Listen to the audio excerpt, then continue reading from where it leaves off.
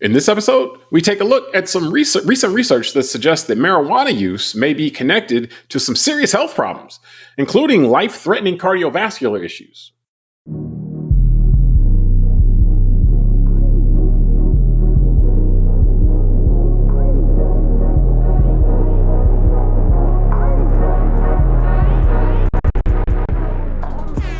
Hello, welcome to the Call Like I See It podcast. I'm James Keys, and joining me today is a man who brings an exotic take or two to every show, Tunde Ogunlana. Tunde, are you ready to hit us with some maybe, blueberry yum yum today? Hey, man. The word exotic and then the term yum yum, you just messed me up. So let's just keep going. Got you. Let's just keep going. All right. Well, just hit us with some strands that we don't know about yet. All right. Yeah. All right. Now, before That's we get started, more appropriate. Before we get started, if you enjoy the show, I ask that you subscribe and like the show on YouTube or your podcast app. Doing so really helps the show out. We're recording on July 16th, 2025. And Tunde, as marijuana has become legalized, or at least decriminalized in more and more states around the United States, we've seen it get studied more also, which is probably a good thing, to kind of learn more about what it does to people and so forth, and how it affects our bodies. So a couple of recent studies that caught our eye there was one that dealt with how marijuana may affect how genes are expressed in our body. Like, we have our genes but also there's the issue of gene expression in terms of what genes are turned on and off at a given moment based on lifestyle. And another that talked about, or they talked about how THC and marijuana and so forth were connected to very serious cardiovascular problems, like all the way up to heart disease. And so Tunde, what's your reaction, to seeing this? Ultimately, I want to get in this conversation to should we start considering whether it was a mistake to legalize this? If it has these connected to these kind of harmful things. But right now, just kind of what stood out to you in the studies that we're seeing, and just your reaction to seeing those, and including the stuff about how they're looking at smoking it, but also just ingesting it through edibles and so forth. I'd say the things that stood out to me are the fact that, number one, there's this speculation about the harmful side effects of marijuana after studying. Obviously, some of the speculation, some of it has been proven out through scientific study, but that's similar to other things that we consume that marijuana is a newer legal substance. Let's put it that way. It's not a new substance, but the fact that it is legal and that scientists can study it maybe in a way they weren't able to before because it was really considered an illegal drug, and being able to test a large group of people who will admit that they use it, so on and so forth. So I think that it's natural, the fact that it's become legal in, I think, over 45 states.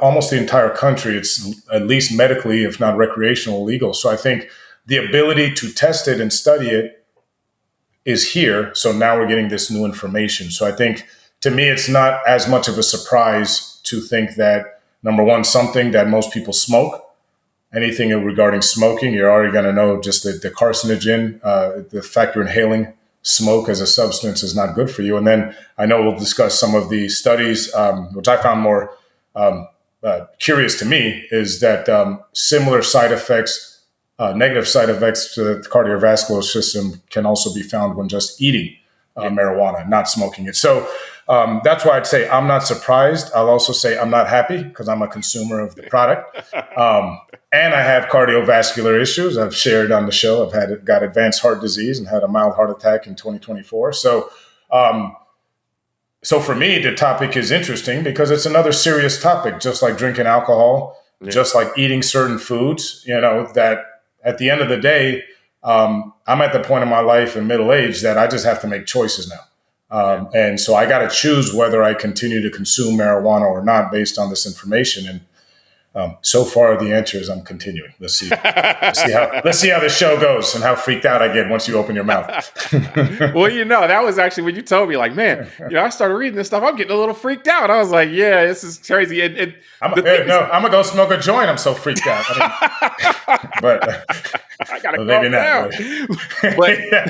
But the thing that stood out to me actually was I know, like when marijuana was illegal, and that's been the case through, I guess, most of my life, and it's still illegal federally, but state wise is where it was primarily being enforced, and the states, are kind of making it like the local police isn't trying to arrest people for marijuana use now in many places. So that changes. It's like such an American issue. Yeah. Can't figure it out, but the thing that, like, I know that it was always marijuana. A lot of times was looked at in conjunction, like you said, with the other thing that people smoke that's like a leaf burning or whatever was tobacco. And tobacco had been studied, and so there were always like all of these different, like, oh, tobacco does this, tobacco does that, and all this other. And then I would always hear when I was younger, like, oh, well, the marijuana, that's natural. You don't have to worry about all that tobacco stuff. That's tar, that's this and all this stuff. It'll kill you. The marijuana, though, is pure. You don't have to worry about it in that sense. And in hindsight, after looking at this, it's just like, oh, okay, like it's not just all, like, that's not just the free smoke. Like, it's like, oh, okay. The reason why you had these myths or whatever, as far as how that wouldn't have been bad for you in the same way that tobacco might have been. And again, not saying scale, but just the same kinds of issues you might have with tobacco, you could end up having if you're smoking a lot of marijuana in the way that people smoke a lot of tobacco. Like that mythology was more about that this wasn't getting tested in the same way that tobacco was, and so it's kind of like, don't ask, don't tell, to the scientific community, like, oh, well, nobody, we're not looking at this. So it was allowed to proliferate that, oh, well, this might be healthier than tobacco in that sense. And maybe it's not as bad. I think that when you're getting into these degrees, a lot of things matter. Volume matters, and I don't know. I think tobacco, is something that from the people who smoke that, there's a higher volume of that a lot of times than the people who smoke marijuana. And so the idea, though, that it might have been thought as less harmful or not as harmful, or maybe not that harmful at all. And that's running up against now the idea that, oh, well, actually, maybe there are some pretty serious things that it does to you, which to get to, you got to the next step on this already, which was kind of like, all right, so if I can't walk around feeling like me doing this is kind of the free lunch, then I got to start deciding, okay, well, is it worth paying for? Do I want to pay for whatever these types of things that it might make me more a higher propensity for, whether it be heart issues or, issues with your blood vessels or, anything, again, the aging, premature aging and so forth. You have to start, that calculation is going to have to come along with that, which, if that's the calculation that people that is there, then it's probably a good thing that people get to make that out loud, or kind of consciously, as opposed to thinking that, oh, well, no, this one, I'd be killing myself if I was smoking tobacco, but I do weed instead and I'm straight. It's like, well, nah, that affects you as well. So, I think it's good to clear that misconception up to the extent that it existed. Yeah.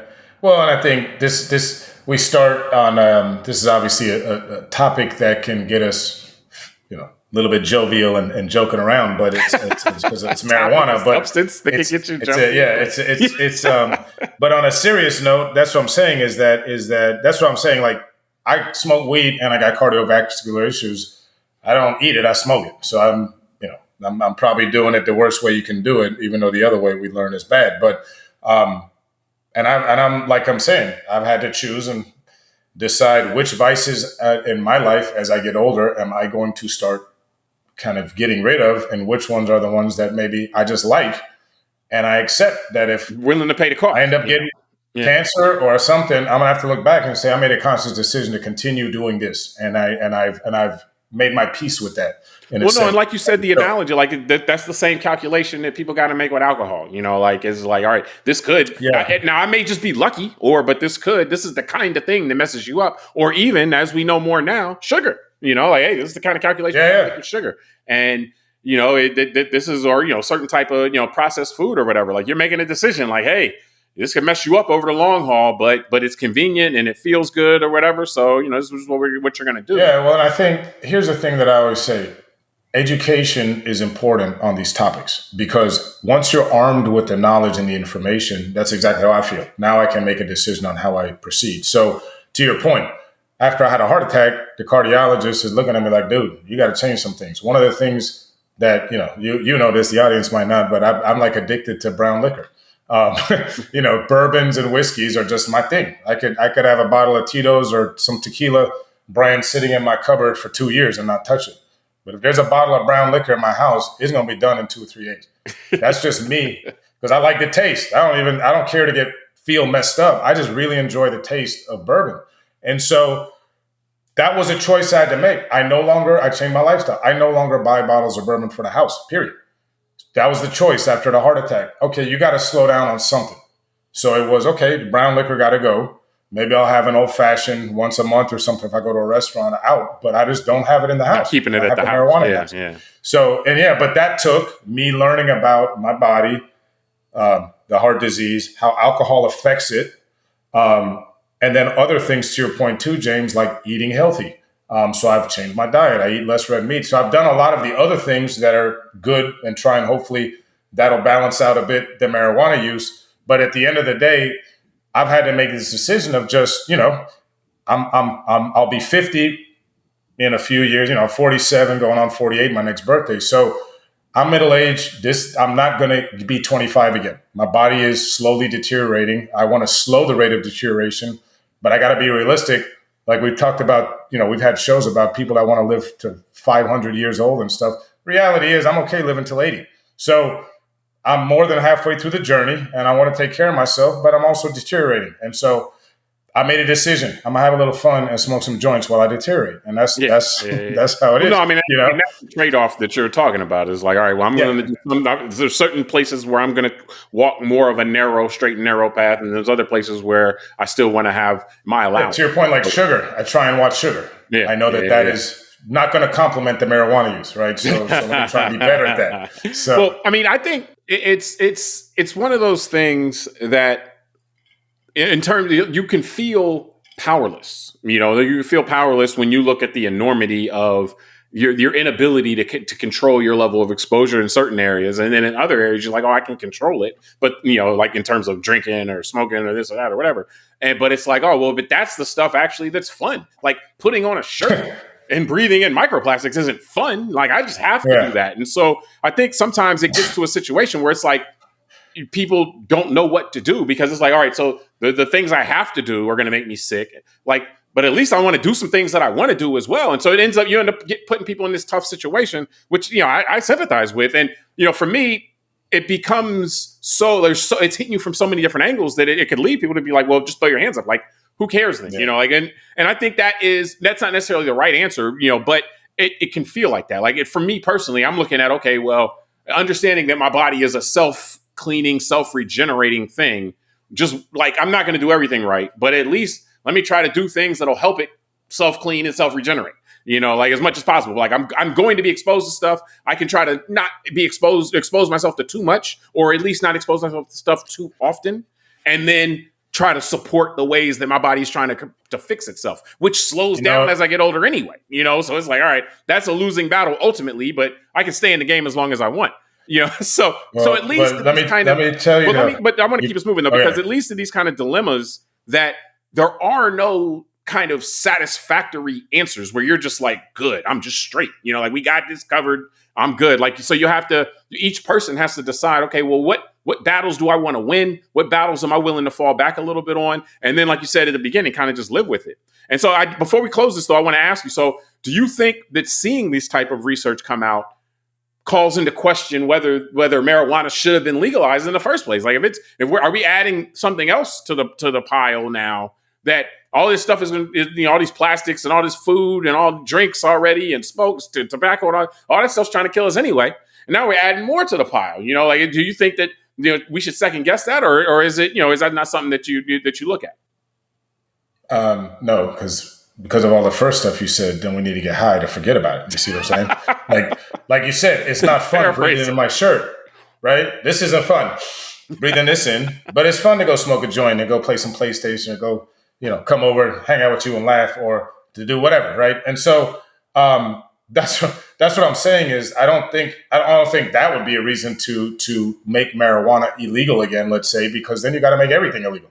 I mean, meaning like alcohol, by that logic, cigarettes, everything that can deteriorate a body faster than it maybe naturally would under, if we were hunter-gatherers. That means you got to ban everything that's fun that would make deterioration. Because I was going to say, not fun. They're not going to make it illegal to put plastics in shirts. That's what I was going to say. Like we'd have to ban fossil fuels because we really are breathing in smog, right? Not because I'm saying it because I like electric or anything, but yeah, we'd be breathing in less smog if it was only the nuclear plant, in one city feeding my electricity to go fill up my car, than if it's 1 million cars driving up and down the highway every day past my house. So that's just the reality. And I was going to mention, because you said something about cleaning out the body and the skin and making sure you do that. And I remember we had a really good leader once that suggested we put disinfectant under our skin to deal with things when they're dirty inside. So I might try that, James, and I'm going to let you know how it goes.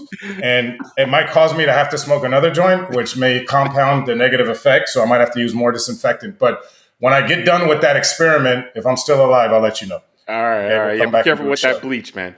And for me, I'll tell you this: I come in the same place as you, because I'm like, I just don't think the law is for that. Like making things illegal or illegal is not. We haven't said that that's just about, okay, can this thing hurt you in 5 years or in 10 years or in 20 years, or make it more likely that you end up with a negative consequence. Like, that's just not the standard for us making things illegal. So I find it actually disingenuous. If you're saying, oh, see, it was a mistake to make this legal. Like, people in a free society are allowed to do things like drinking being an example, smoking cigarettes being another example, eating, sugary, fatty snacks, is another thing, things that ultimately aren't great for the body, life is more than just, to those people that are like, oh, I want to live 500 years. Life is actually more than just trying to preserve your body as long as possible. Otherwise you just be in some chamber somewhere like, oh, I'm just gonna lay here frozen, but I'll be alive for 200 years. And it's like, well, what's the point of that?